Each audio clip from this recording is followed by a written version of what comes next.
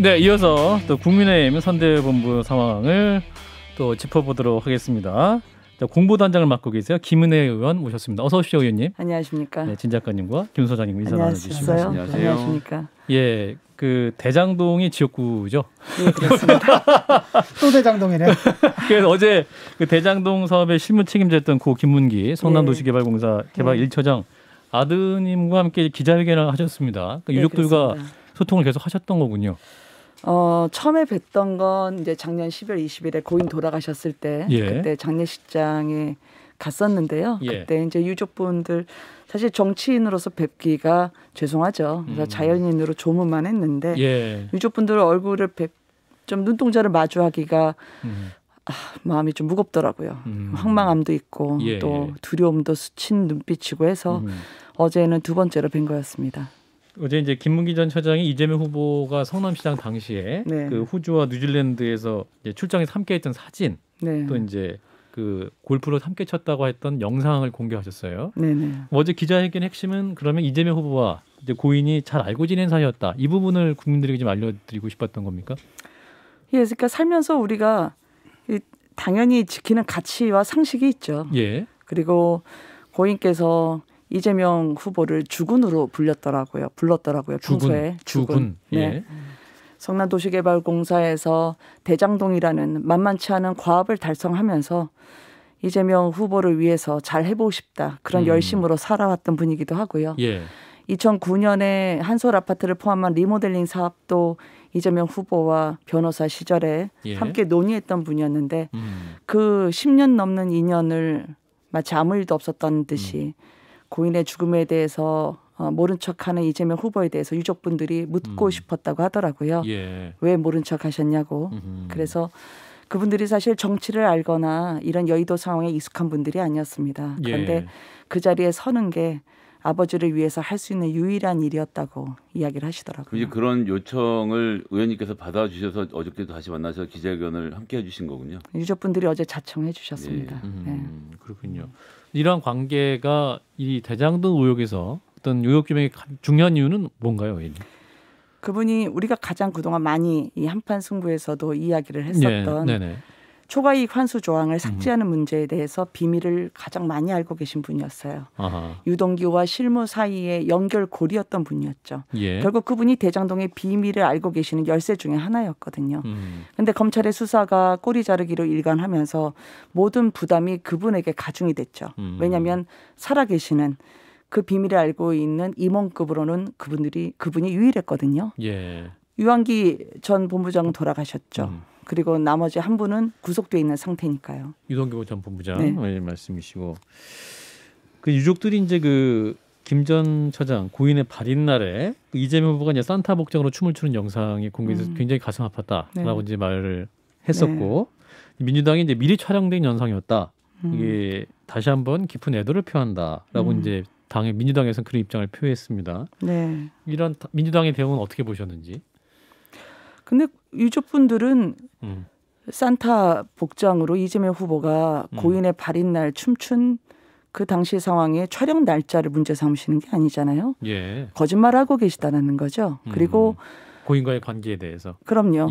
왜냐하면 예전에 9박 10일 동안 호주, 뉴질랜드를 같이 출장 가셔서 마치 남사친처럼 나무에 서로 손을 잡고 둘레를 재보시기도 했어요. 근데 이재명 후보는 기억이 안 난다 그랬거든요. 그리고 골프복을 입은 사진에 이재명 후보는 조작했다고 말씀하셨거든요. 근데 골프를 치고 나서 그분이 가장 사랑하는 10대 딸에게 이재명 후보와 골프를 쳤어. 시장과 골프를 쳤다. 이재명 시장이었죠. 그 당시에는. 골프를 쳤어 라고 하는 동영상을 남기기도 했죠. 그런데 그 고인에 대한 이재명 후보의 조사라고는 기자들의 질의에 어쨌든 뭐 명복을 빕니다. 그 한마디였습니다. 그러면 이거는 권력을 넘어서 정치를 떠나서 사람 사는 도의의 문제 아닐까요? 그걸 유족분들은 말씀하고 싶었을 것 같아요. 민주당의 대응 이후에 뭐 유족과 다시 한번 또 연락을 좀 취해 보셨나요? 전화 연락은 하고 있는데요. 저희가 기자회견이 있음을 그저께 저녁에 알렸는데 기자회견 고지가 되고 나서 작은아버지, 즉 고인의 남동생 그리고 아드님께 전화가 왔답니다. 근데 그분들이 받지 않았대요. 두려움이 있었겠죠. 왜냐하면 그동안 변호사비 대납 의혹을 밝혔던 이병철님의 죽음에서 보듯이 예. 고인의 진술과 마주했던 분들이 갖는 고초가 있었어요. 이분들은 그래서 전화를 받지 않았고 한때 왜 조의 조문 단 한 번 표시하지 않았나요? 라고 가족들이 얘기했을 때 예. 민주당에 계신 분이 한 번 전화는 오셨다고 하더라고요. 근데 그분이 간접적으로 유족분들이 물으니까 예. 이재명 후보가 조문 오는 건 언론의 눈치가 좀 보여서라는 말로 답변을 가름했을 때 더 예. 마음이 참담했다라고 하는 이야기는 들었습니다. 이런 거는 이재명 후보는 이렇게 주장합니다. 윤석열 후보가 대장동 의혹의 몸통이다. 네. 이런 주장 어떻게 듣고 계십니까? 지금 이 유족 파트가 넘어간 건가요? 예, 넘어갔습니다. 예. 근데 저 유족 얘기 더 하실 게 있으면 말씀해 주세요. 아닙니다. 저는 예. 이재명 후보님이 사과 뭐 그런 거 이전에 예. 사과는 아직 안 하셨잖아요. 예. 그냥 위로를 표한다는 정도의 캠프의 대리 답변만 있었죠. 예. 이재명 후보님이 선거 지금 경쟁이 치열하긴 한데 예. 바쁘시더라도 유족들에게. 고인에 대해서는 한번 떠올릴 수 있는 그런 시간은 가지셨으면 좋겠습니다. 예. 이제 넘어가셔도 예. 됩니다. 알겠습니다. 이제 이재명 후보가 윤석열 후보를 대장동 의혹의 몸통으로 지목을 했는데 이제 그 근거로 2012년 부산저축은행 수사를 얘기하고 있어요. 네. 그때 수사를 제대로 안 했기 때문에 그때 그 뭉칫돈이 이게 종잣돈이 돼서 대장동까지 이어졌던 것이다. 네. 그런 의미에서 수사를 잘 안 했기 때문에 이제 함께 연결돼서 윤석열 후보가 몸통이다 이런 주장이거든요. 종잣돈의 정체를 제가 알죠. 원주민들이 그렇게 오랫동안 농사짓고 살다가 예. 공공이라고 그것을 수용시켜야 된다고 하니까 헐값을 토지보상, 내줬던 토지보상. 예. 그 토지보상 돈이 화천대유 천화동인의 종잣돈이 됐죠. 예. 그리고 입주민분들의 그 비싼 분양대금이 화천대유 천화동인 돈벼락에 기반이 됐고요. 그러니까 윤석열 게이트라고 말씀하시는 거 보니까 제가 이분들이 상당히 초조하구나. 그리고 이재명 후보 측이. 네, 예. 몸부림치면 칠수록 저는 수렁에 깊이 빠져드실 거라고 생각을 해요. 논리학에서 이런 종잣돈이라고 논리학에서 이런 건 이제 말씀하시면 발상의 오류라 그러죠. 발상의 오류. 제네틱 밸런스라고. 네, 김 소장님. 들어왔던 돈은 부산저축은행으로부터 1,800억 원 정도를 대출 받아서 자기들 뭐 운영 자금으로 쓰고 1,000억 원은 각 그 지주들의 땅 값을 10%를 쳐서 계약한 계약금 아니었습니까? 종잣돈이라는 설명이 제가 잘 언뜻 이해가 안 돼서요. 이제 큰 가닥으로 말씀을 드렸던 거였고요. 예. 아마 그 조모 씨에 대해서는 실명을 여기 조호영 씨. 조호영 씨 깝니까? 예. 조호영 씨를 그때 조사를 했을 때가 중수이과장이었어요. 그 당시에 윤석열 후보가 중수이과장이었죠. 예, 중수이과장. 직접 신문은 하진 않지만 근데 조호영 씨를 불러들였을 때는 참고인 신분을 불러들였을 겁니다. 그거는 배임 때문에 불러들인 거였죠. 그 뒤에 3년 뒤에 수원지검에서 조호영 씨를 입건하고 처벌을 했을 때는 알선수재였습니다. 그러면 기본적으로 민주당의 논리로 하자면 3년 뒤에 일어날 일을 미리 알아서 손오공처럼 수사를 했어야 했다. 그 얘기죠. 2013년 4년에 경찰에서 했던 조호영 씨에 대한 조서에 남은 기록을 뉴스버스가 보도한 것에 따르면 2012년에 가서 조사를 받을 때도 그게 뭐 참고인 조사였다고 하더라도 대장동에 대한 질문을 했었고 진술을 했었다는 이야기를 하더라고요. 그러니까 이미 대장동에 대한 일을 알고 그 대출권에 대해서 물었다는 것은 확인이 되는 사실로 보여지거든요. 네. 어느 정도 입증이 되나요? 왜냐하면 요즘 같은 경우에는 경찰의 조서가 남아 있으니까 그 당시에 그러니까 조작할 수 없는 내용으로 남아 있는 거니까. 제가 그 조영님이 거기 들어갔을 때 김만배 씨가 커피를 타줄 테니까 1차 조사와 달리 2차 조사는 좀 편안하게 갔다 올 수 있을 것이다. 녹취록 안에 지금 그 내용 말씀하시는 거죠? 그래서 남욱과 김만배가 기다리니까 진짜 조호영님이 정말 커피를 타주더라라고 하니까 그 당시에 박영수 변호사 그리고 윤석열 중수이과장이 청탁을 받고 조영의 뒷배가 돼준 거 아니냐라는 그럴듯한 시나리오가 마련되고 있더라고요. 예, 그런 논리죠 지금. 이게 지금 녹취록인데 저는 검찰 진술은 왜 잘라서 그거를 짜깁기 하시는지 모르겠어요. 검찰 진술에서 남욱 변호사가 이야기를 합니다. 김만배 씨가 이 윤석열 커피라는 걸 얘기를 해줘서 검사가 묻죠. 그러면 조호영에 대해서 김만배가 당시에 윤석열 중수이과장에게 청탁을 했냐. 그랬더니 김만배 씨가 그거는 아니라고 했다는 걸 남욱 변호사가 진술을 하거든요. 예. 근데 그 이유가 되게 재밌어요. 김만배 씨는 당시에 윤석열 중수이과장은 자기보다 아래급으로 봤다는 거예요. 그래서 이 말을 하는 저도 편치는 않지만 그건 검찰 진술에 나왔던 거니까요. 그래서 주어와 수어가 바뀌어져 있다. 그런 면에서 녹취록이라고 하는 건 결국은 검찰 수사가 제대로 되지 않았기 때문에 예. 사건의 진위가 가려지지 않은 즉 허장성세에 김만배가 얘기했을 수도 있는 그 새치혀에 지금 전국이 이런 소용돌이를 겪는 거 아닙니까? 아까 조홍천 의원님이 그래서 이제 그 새치혀에 나왔던 그분이라는 이야기를 국민의힘에서는 계속 붙들고 이재명 후보를 또 공격했지 않냐라고 또 말씀하고 계세요. 거기 어떤 입장이세요? 여기서는 그분을 누구로 결정하셨나요? 저희는 결정하지 않았습니다. 결정 안 했습니다. 결정 안 했습니다. 저도 아직 모릅니다. 그분이 여러 분인 것 같은데요. 그분이라는 표현이 3번 등장하는데 그 중에 이제 하나가 조재현 대법관으로 지목이 된 거고 민주당에서 그걸 지금 들고 나오면서 이재명 후보가 아니다라고 얘기하는 중이죠 지금. 그러니까 첫날에는 조재현 대법관, 저는 대법관의 실명을 그렇게 거론을 하면서 그분이 범죄 혐의가 있다고 직시하는 대선 토론은 처음 보는데 그러다가 그 다음날 왜 갑자기 또 그분을 윤석열 후보로 바꾸나요? 그거는 조재현 대법관을 직격한 이후에 이게 여의치 않자 유턴하신 거 아닌가요? 그러면 윤석열 후보가 그분이라고 이야기를 한다면 저는 이분들이 얼마나 대장동에 대해서 굉장히 뜨끔뜨끔해하는지 저는 느낄 수 있었어요. 그렇군요. 근데 그 말씀하신 그분 발언 관련돼서는 원희룡 정책본부장께서 그분이 바로 조재현이다라는 것을 본인 SNS에 올려서 정치적으로 화제가 됐고 그것이 이제 그렇게 실명이 공개되고 난 다음에 이재명 후보가 사용했다 또 민주당에서 이렇게 얘기를 하고 있거든요. 한 언론에서 한국일보죠.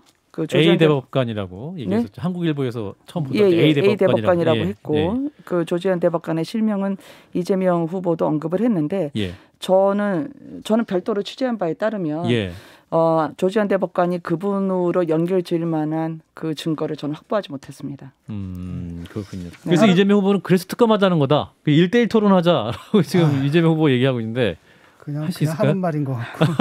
아니 1대1 토론했으면 좋겠어요. 아 그런가요? 근데 이번에는 생방송 안 된다, 방송사 생중계 안 된다 그렇게 틀어막지 않으면 저는 하고 싶어요. 인터넷으로 하면 되겠네요. 인터넷뿐만 아니라 근데 그때는 지상파 종편 4사 다 생중계를 못하게 하셔서 난감했죠. 그 김만배 씨의 누나를 통해 가지고 그쪽에 그 집을 사줬다는 의혹이 있지 않습니까? 그게 녹취록에 보면은 집 얘기가 나오는데 딱 그 사건 아니면은 참 이게 연결하기가 좀 힘든 느낌이 들거든요. 근데 이 집이 그러니까 그 회사에 집을 넘기고 뭐 돈 받으시고 그렇게 하시면 된다. 뭐 그런 녹취록에 정영아 김만배 얘기가 있었던 것 같은데 거기에 윤석열 후보 부친 집이라고 나와 있나요? 전 못 봤는데요. 나와 있지는 않은데 이제 문제가 되는 지점은 2019년 4월 19일이라는 날짜가 천화동인의 첫 배당이 이루어진 날짜고 배당이 지던 날, 그러니까 지던 달에 정확히는 지던 달에 윤석열 후보의 부친 집에 계약이 됐다라는 점에서 그 배당금이 사용된 것이 아니냐라는 문제 제기를 하고 있는 거죠. 의문이 든다는 말씀이시죠? 네. 그게 녹취록하고 무슨 관계일까요? 녹취록에는 지금 녹취록에 대해서 거기는 당연히 나오지 않으니까 말씀대로 나오지 않아서 저는 그 정황상의 배당이 이루어지던 날 딱 그때 뭐 예를 들면 55 클럽에 돈도 나가고 막 이러던 당시에 같은 달에 이 집의 매입도 같이 진행됐다는 점에서 유권자들 보기엔 좀 이상하지 않느냐 말씀을 하신다는 이야기죠. 또 특히 그렇게 해석하고 싶은 분들도 있을 수 있을 것 같고요.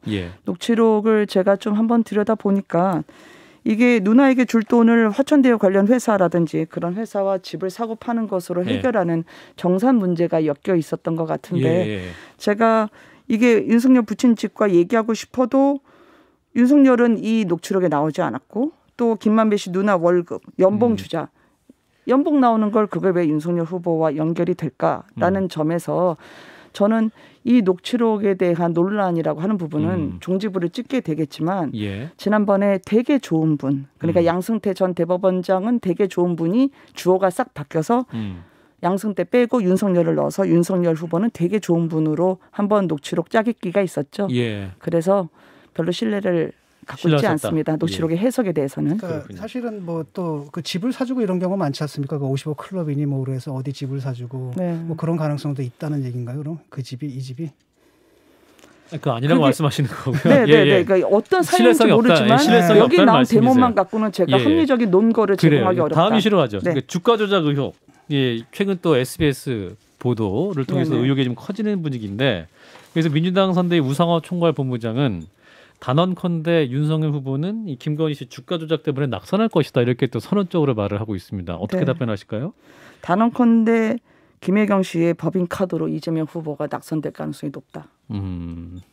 그렇군요. 김건희 씨 관련돼서는 크게 뭘 해줄 수 있는 게 없다는 말씀이신 건가요? 아니요. 질문을 해주시면 어쨌든 이 부분에 대한 이제 신한증권 관련돼서 거래 내역을 윤석열 후보께서 직접 공개를 하셨고 한겨레 신문이 최근에 이제 관련된 주가의 흐름을 분석해 본 결과 작전에 사용된 점이 다분하다라는 그런 이제 전문가들 평가를 내놓은 것이 하나 있고 두 번째는 김건희 씨가 이 거래에 있어서 본인의 어머니인 최은순 씨와 통정 거래라고 하죠. 통정 거래를 했다는 것은 뭐 이미 검찰에서 이제 수사 결과 밝혀져 있고 이런 상태라서 특히나 91명의 계좌 주인 중에서 유일하게 1차, 2차 주가 조작 사건에 본인의 계좌가 소위 말하는 주포라고 불리는 선수들에게 직접 두 계좌씩 대여된 정황 등이 나오는 등 다른 분들보다 훨씬 좀 적극적으로 가담한 것이 아니냐라는 그런 의혹이 있는 상태거든요.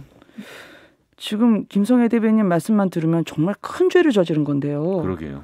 왜 검찰이 기소를 못했을까요? 그러게요. 그죠. 공모관계가 입증이 안 됐으니까 그랬겠죠. 뭐 검찰 수사 문제는 아까 조홍천 의원은 수사 능력이 많이 떨어져서 그렇다 이렇게 이해하더라고요. 아니 뭐 수사할 게 뭐 있습니까? 계좌 다 나왔는데. 그리고 그런데 이제 사실 제 답변을 좀 듣고 싶은데 지금 그러니까 그거에 제가 부연 설명을 드리는 거예요. 범죄 일람표가 있잖아요. 범죄 일람표 같은 경우에 이제 뒤늦게 공개가 됐죠. 그게 기소를 위해서 이분들이 작성했던 자료였을 거예요. 그러면 이게 새로운 증거가 아니라는 거죠. 또 새로운 혐의에 착수한 게 아니란 뜻이죠. 그러면 결국 기소하지 못한 건 기소하지 못한 나름의 이유가 있을 거 아니에요. 범죄 일람표를 만들었을 테니까. 범죄 일람표라는 게 보통 불러들이지 못했을 때 본인들이 거래했을 때 그 장표를 다 해둔 거니까요. 그런 면에서 새롭지 않다. 그리고 이때까지 나오지 않았던 게 선거 직전에 나오는 건 의심스럽다. 그리고 제가 말씀드리고 싶었던 것도 그동안에 보면은요. 계좌도 마치 5개가 있는 것처럼 얘기하는데 저희가 보니까 이게 대신증권이 있다가 DS증권이 있다가 미래에셋증권을 갔다가 증권사를 다른 곳으로 갈 때마다 계좌가 달라질 수밖에 없잖아요. 그게 한 번에 5계좌를 굴린 게 아니라 증권사가 달라지다 보니까 계좌 이름이 달라지는 거죠. 그거를 마치 능수능란한 주가 조작처럼 이야기하는 거는 그거는 저는 맞지 않다. 굉장히 이제 복잡한 거여서 국민들 이해 못하실 것 같고 단순하게 이제 손해만 보고 나왔다라고 윤석열 후보 손해만 보고 나왔다라고 이제 윤석열 후보가 이제 말씀하셨었는데 이제 최근 월요일 토론회에서는 손해 본 것도 있고 돈 좀 번 것도 있다 이렇게 말씀해 해명이 달라진 부분 이 부분에 대해서 이제 또 제가 생각할 땐 둘 다 맞는 것 같은데요. 왜냐하면 주가 조작을 하신 한다고 혐의를 받은 분한테 2010년 1월부터 4월까지 맡겼다는 거 아니에요? 5월까지?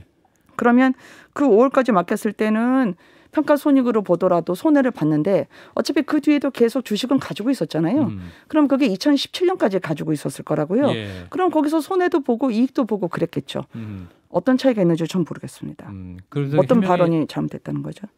틀린 것은 아니다. 윤석열 후보님의 해명은 도이치모터스 증권 거래 과정에서 손해를 봤다라는 것이 입장이었고 그래서 어떻게 손해를 보는데 주가 조작에 연루가 될 수 있느냐 이렇게 되는데 이제 SBS 같은 곳 같은 경우에는 2차 주가 조작이 있던 구간 안에서 보니까 9억 4천만 원의 이득을 봤다. 그러니까 이건 주가 조작에 가담한 혐의가 상당하다라고 또 이제 보도가 나왔으니까 그런 점에 있어서는 기존에 이렇기 때문에 주가 조작에 가담한 것이 아니다라는 해명이 좀 공색해지는 지적이 아닌가 싶은 거죠. 뭐 그 어떤 구간에서는 이득을 받겠지만 어떤 구간에서는 또 손해를 받겠죠. 2017년까지. 딱 하나만 더 질문 드릴게요. 법카 이슈. 아까 이제 법카의 단언컨대 이재명 후보에게 악재가 될 것이다 말씀하셨는데 그 문제는 어떻게 보시는지 짧게 그 답변만 듣고 오늘 마무리해야 될 것 같은데요. 궁금해요. 제가 토요일 날 저희 회의가 이제 보류가 돼서 잠깐 영수증을 보니까 그 법인 카드 대신 먼저 개인 카드로 7급 공무원이 음식을 샀을 때 날짜가 화금, 금화, 화화, 금금. 화금 저녁 시간대에 집중이 됐더라고요. 그래서 그런데 그분이 음식을 이재명 후보, 김혜경 여사 자택 바로 2401호 앞에 놓고 나서 네. 반드시 그게 5, 6인분 정도 됐고요. 예. 개별 포장을 하라는 주문을 받았다고 하더라고요. 근데 그 집 앞에 좀 더 머물러 있으면 바로 네. 5급 공무원이 전화로 왜 거기에 계세요? 라고 하면서 야단을 맞았다고 합니다. 배달하시는 분한테? 배달하시는 분이? 예, 그러니까 5급 분이 7급 분을 야단친 거죠. 음식을 놓고 바로 빠져나가야지 왜 그곳에 머물러 있냐고요. 거기 CCTV가 달려 있었거든요. 그 CCTV 앞에서 복도에 누가 있는지 다 보인 거죠. 5급 공무원 손에서는요. 뭐 아니면 노트북이나 휴대폰 여러 어플리케이션 중에 하나였을 거라고 생각을 합니다만. 예. 그러면 정당한 공무라고 하면서 왜 도망치듯이 빠져나와 있을까요? 합리적 의심을 뭔가 할 수도 권력의 있다. 사유라고 보죠. 알겠습니다. 네. 이렇게 정리를 하겠습니다. 말씀 여기까지 듣죠. 국민의힘 선대본부의 김은혜 공보단장이었습니다. 고맙습니다. 감사합니다.